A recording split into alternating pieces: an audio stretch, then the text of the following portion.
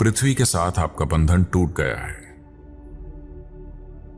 व्यापक रूप से और बहुत आसानी से, बहुत कम मदद से। भले ही आपको किसी भी चीज के बारे में कुछ पता ना हो, बहुत थोड़ी मदद से आप जन्म और मृत्यु के चक्र से परे जा सकते हैं, क्योंकि पृथ्वी और उसके पदार्थ के साथ आपका बंधन, जिसकी याददाश्त को आप अपने भीतर ढोते हैं और आपकी याददाश्त को जो पदार्थ में भी रहती है, उस बंधन को आप तोड़ देंगे। एक बार जब यह बंधन टूट जाता है, तब जो काम किए जाने की जरूरत है वो बहुत आसान होता है। जैसे जैसे जीवन चलाने की चिंताएं कम हो जाएंगी, इंसान स्वाभाविक रूप से ऊंची चीजों का बोध पाने लगेंगे। क्योंकि कर्म बंधन जो उस इंसान को बर्ताव के एक खास पैटर्न में जकड़े हुए है, ढीला हो जाएगा।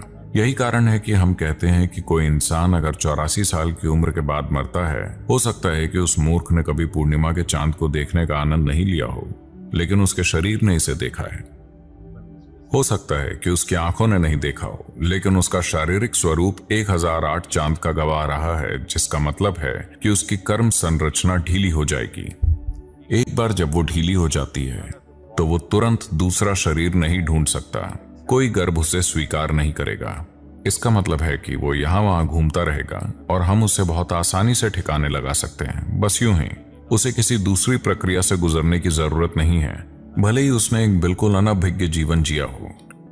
लंबी उम्र का यही महत्व है। लोग हमेशा आशीर्वाद देते हैं, आपकी उम्र लंबी हो। जरूरी नहीं कि आप मजे कर रहे हैं। अगर ये एक दुखी जीवन भी है, तो भी आप एक लंबा जीवन जिए, ताकि हम आपसे हमेशा के लिए छुटकारा पा जाएं। क्योंकि एक बार जब आपकी कर्म संरचना ढीली हो जाती है, तो एक और गर्भ खोजना मुश्किल हो जाता है। नामुमकिन नहीं, लेकिन मुश्किल। तो यही वो दौर होता है जब कोई ऐसा व्यक्ति मौजूद होगा जो इन चीजों को कहीं पर विसर्जित कर देगा, जहां भी हो।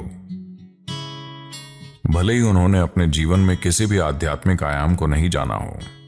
तो अगर आप किसी भी चीज के लायक नहीं हैं, कम से कम